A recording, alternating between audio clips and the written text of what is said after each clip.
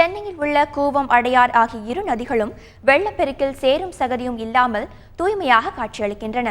பல ஆண்டுகளாக கழிவுநீர் வடிகாலாக இருந்து வரும் இந்த ஆறுகளில் வழக்கத்திற்கு மாறாக தெளிந்த நீர் ஓடுவதை காண முடிகிறது. இதே நிலை தொடருமா என்பதை பார்க்கலாம். கூவத்தை சுத்தப்படுத்தி பழையபடி தூய்மையான நதியாக மாற்ற வேண்டும் என்பது அரசின் நீண்டகால கனவு. இதற்கென பல நூறு கோடிகளை செலவிட்டு அதற்கான பணி இன்னும் தொடர்கிறது. அடையாறு, கூவம் ஆகிய இரு நதிகளிலும் சீறிப்பாய்ந்த வெள்ளம் இவ்விரண்டு நதிகளையுமே ஒட்டுமொத்தமாக சுத்தமாக்கிவிட்டது. இதனால் தற்போது சகதியற்ற தெளிந்த நீர் அடையாறு, கூவம் நதிகளில் பாய்வதை பார்க்க முடிகிறது.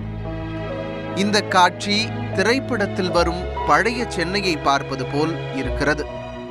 அடையாற்றில் ஆங்காங்கே மீன்கள் துள்ளி விளையாடுவதும், அவைகளை பிடிக்க கொக்குகள், நாரைகள் கரையில் காத்திருப்பதும் மிக ரம்யமாக உள்ளது.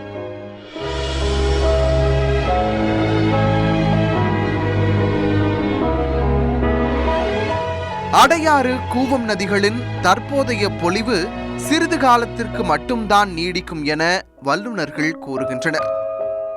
சென்னை மாநகரத்திற்கு உள்ள ஒரே கழிவுநீர் வடிகால் கூவம் மட்டுமே என்பதால் இன்னும் ஒரு சில மாதங்களில் அத்தனை கழிவுகளும் மீண்டும் கூவத்திற்குத்தான் வந்தாக வேண்டும் என்கிறார் நகரமைப்பு மற்றும் நீர் வழித்தட வல்லுநர்களில் ஒருவரான சதானந்தன்.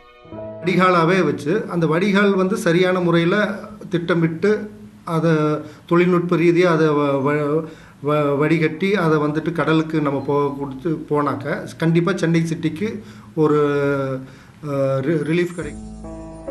தற்போது கூவம் நதியை ஒட்டியவாறு மழைநீர் வடிகாலுக்கென்று அமைக்கப்பட்டு வரும் துணை கால்வாய் திட்டத்தை போல் மாநகரில் கழிவு நீருக்கென்றும் தனி கால்வாய்களை உருவாக்கினால் இப்போதுள்ள எழில் கொஞ்சும் கூவமும் அழகு தவழும் அடையாறும் எப்போதுமே சாத்தியம் என்கின்றனர் சமூக ஆர்வலர்கள்.